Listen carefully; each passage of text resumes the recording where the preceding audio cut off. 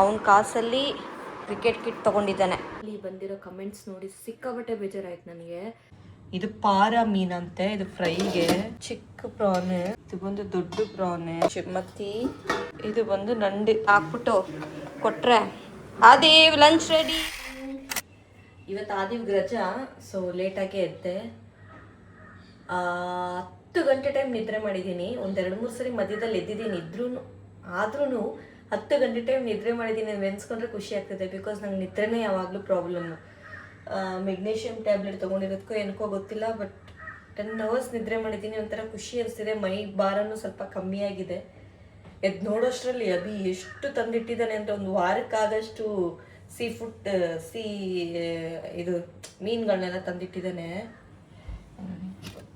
ಇದು ಪಾರ ಮೀನಂತೆ, ಇದು ಫ್ರೈಗೆ. ಇದು ಬಂದು ಚಿಕ್ಕ ಪ್ರಾನ್, ಇದು ಬಂದು ದೊಡ್ಡ ಪ್ರಾನ್.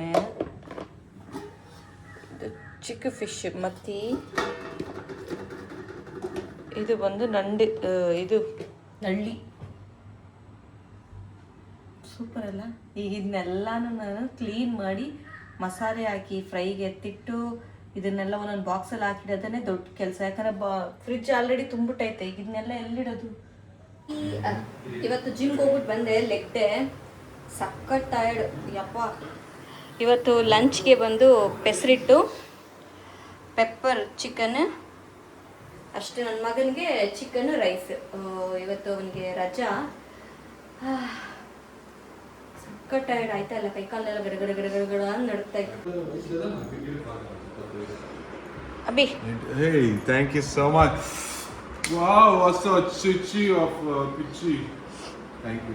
ಆದಿವ್ಗೆ ಚಿಕನ್ ಮಾಡಿದ ಪಾತ್ರೆಯಲ್ಲೇ ಅನ್ನ ಕಲಿಸ್ಬಿಟ್ಟೆ, ಅದನ್ನು ಹಾಕಿದ್ದೀನಿ. ಅವನಿಗೆ ನೀಟಾಗಿ ಕಲ್ಸ್ಕೊಂಡು ತಿನ್ನೋಕೆ ಬರಲ್ಲ. ಹಿಂಗೆ ಕಲ್ಸ್ಕೊಟ್ಬಿಟ್ರೆ ಖುಷಿಯಿಂದ ತಿಂತಾನೆ. ಸೊ ಅದ್ರ ಮೇಲೇ ಒಂಥರ ಬಿರಿಯಾನಿ ಥರ ಚಿಕನ್ ಎಲ್ಲ ಹಾಕ್ಬಿಟ್ಟು ಕೊಟ್ಟರೆ ಆದೇವ್ ಲಂಚ್ ರೆಡಿ. ಕಾಲು ಸೂಪರ್ ಆಗಿದೆ. ತಿಂದೇ ಇಲ್ಲ ಅನ್ಸುತ್ತೆ. ತಿಂದೆ ನಿಜವಾಗ್ಲೂ. ನೀನು ತಿಂದ್ಬಿಟ್ಟು ಹೇಳು ಆದಿ.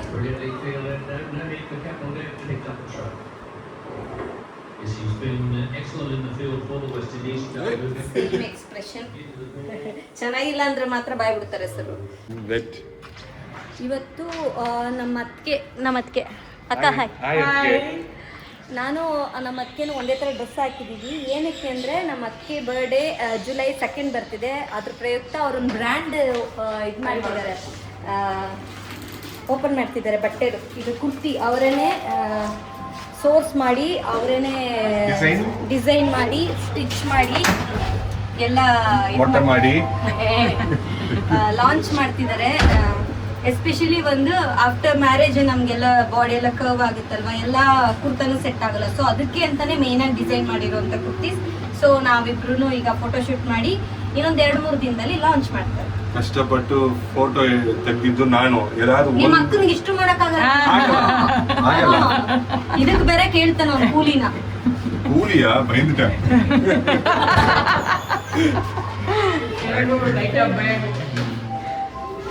ಇದು ನಮ್ಮ ಅತ್ತಿಗೆ ಮನೆ.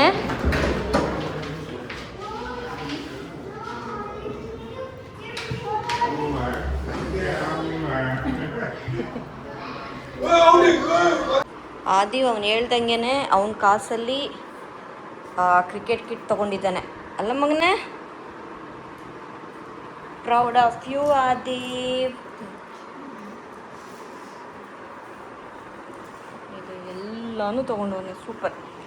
ಬ್ಯಾಟ್ ಮಾತ್ರ ತೊಗೊಂಡಿಲ್ಲ, ಚೆನ್ನಾಗಿರ್ಲಿಲ್ವಂತೆ. ಚೆನ್ನಾಗಿರೋ ಬ್ಯಾಟ್ ತೊಗೊಳ್ತೀನಿ ಅಂತ ಹೇಳ್ಬಿಟ್ಟು ಅವ್ರ ಮಾವ ಅಭಿ ಭಾವ ಕರ್ಕೊಂಡು ಹೋಗಿದ್ರು. ಯಾಕಂದರೆ ಧ್ರುವ್ ಬಂದು ಕ್ರಿಕೆಟರೇ ಅವನು. ಸೊ ಅವನಿಗೆಲ್ಲ ತೊಗೊಟ್ಟು ಎಲ್ಲ ಚೆನ್ನಾಗಿ ಅವ್ರಿಗೆ ಅಭ್ಯಾಸ ಇದೆ. ಅವರೇನೇ ಇದನ್ನೆಲ್ಲ ಸಜೆಸ್ಟ್ ಮಾಡಿ ಇದನ್ನ ತಗೋ, ಈ ಸೈಜ್ ತಗೋ ಅಂತ ಹೇಳಿದ್ರು ಅಲ್ಲ ಮಗನೇ. ಎಷ್ಟಾಯಿತು ಸರ್ ಇದು ಟೋಟಲಾಗಿ? 12K. ಇಲ್ಲ, ಇದು ಆಫರ್ ಪ್ರೈಸ್ 12K. 14K.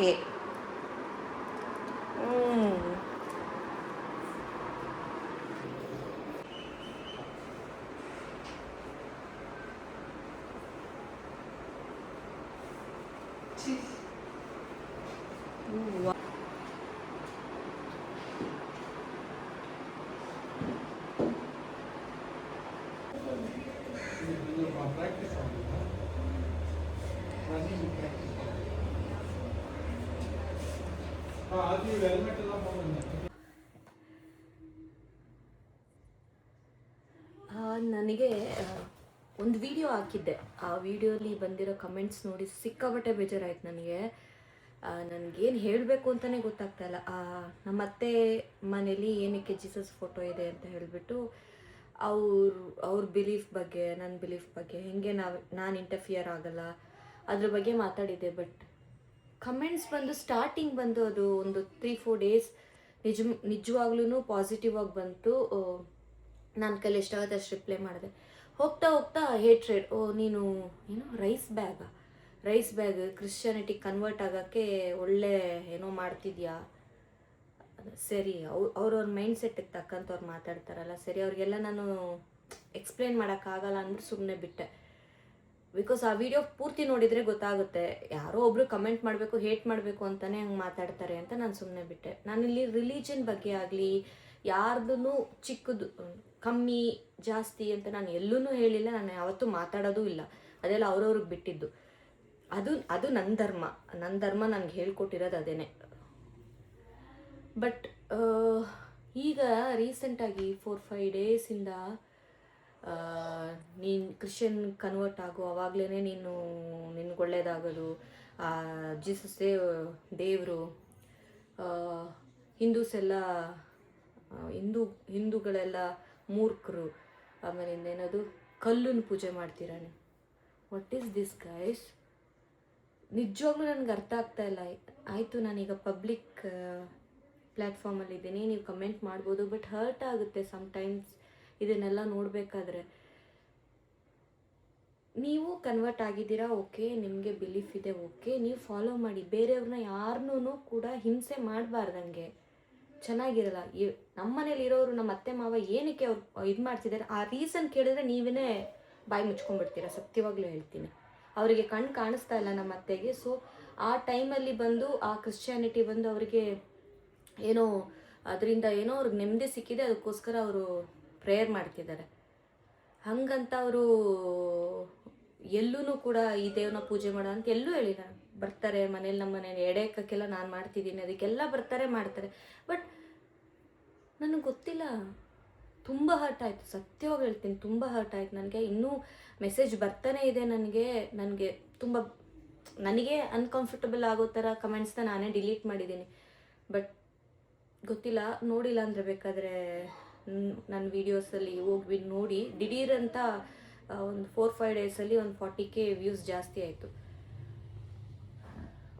ಇಲ್ಲಿ ರಿಲಿಜನ್ ಆಗಲಿ ದೇವರಾಗಲಿ ಯಾವುದೂ ಇಲ್ಲ, ಎಲ್ಲ ನಾವು ಮಾಡ್ಕೊಂಡಿರೋದು. ನಮಗೇನು ಇಷ್ಟ, ನಮಗೇನು ಕಂಫರ್ಟಬಲ್ ಅದನ್ನೇ ತಾನೇ ನಾವು ಮಾಡೋದು. ಪ್ಲೀಸ್ ಬೇರೆಯವ್ರನ್ನ ಕಂಪೆಲ್ ಮಾಡಬೇಡಿ. ಹಿಂದೂಯಿಸಮ್ ಫಾಲೋ ಮಾಡ್ತಿರೋರೇನು ನರ್ಕಕ್ಕೆ ಹೋಗ್ತಾರೆ, ಅವ್ರಿಗೇನು ಇದು ಸಿಗಲ್ವ? ಇಲ್ಲ, ನಾನು ಹೇಳ್ತಿರೋದು. ಆಮೇಲಿಂದ ಇನ್ನೊಬ್ಬರು ಬಂದು ಜೀಸಸ್ಗೇನೆ ಕುರಾನಲ್ಲಿ ಏನೋ ಇದೆಯಂತೆ. ಅಯ್ಯಪ್ಪ, ನೀವೆಲ್ಲ ಎಷ್ಟು ಲೈಫಲ್ಲಿ ಎಷ್ಟೆಲ್ಲ ಇದೆ ನಾವು ತಿಳ್ಕೊಳ್ಳೋಕ್ಕೆ, ಅರ್ಥ ಮಾಡ್ಕೊಳ್ಳೋಕ್ಕೆ, ಮಾಡೋಕ್ಕೆ. ತುಂಬ ಕಷ್ಟ ಆಯಿತು, ನಿಜವಾಗ್ಲೂ ತುಂಬ ಕಷ್ಟ ಆಯಿತು ನನಗೆ.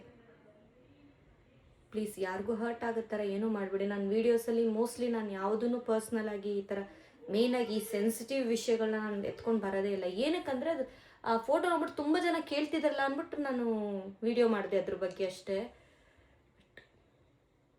ಸಾರಿ ಗೈಸ್, ಈ ಮಾತಿಂದನೂ ಯಾರಿಗಾದ್ರೂ ಹರ್ಟ್ ಆಗಿದ್ರೆ ಕ್ಷಮಿಸಿ. ನಾನು ಎಲ್ಲೂ ಯಾವುದು ಚಿಕ್ಕದು ದೊಡ್ಡದು ಅಂತ ಹೇಳ್ತಿಲ್ಲ. ಬಟ್ ನಾನು ಯಾರಿಗೂ ಹರ್ಟ್ ಆಗಂಗೆ ಮಾತಾಡಬೇಡಿ. ಅವ್ರವ್ರ ಓನ್ ಬಿಲೀಫ್. ಮೇನ್ ಧರ್ಮ ಏನಂದರೆ ಯಾರಿಗೂ ನೋವು ಮಾಡ್ದಂಗೆ ನಾವು ಬದುಕಬೇಕು ಅಷ್ಟೇ. ಆದರೆ ಹೆಲ್ಪ್ ಮಾಡಿ, ಇಲ್ಲ ಅಂದರೆ ಬೇಡ. ನಾಳೆ ಇನ್ನೊಂದು ವೀಡಿಯೋಲಿ ಮೀಟ್ ಮಾಡೋಣ. ಥ್ಯಾಂಕ್ ಯು ಸೋ ಮಚ್, ಬಾಯ್. ಸಾರಿ ಏನಾದರೂ ತಪ್ಪಾಗಿ ಮಾತಾಡಿದರೆ.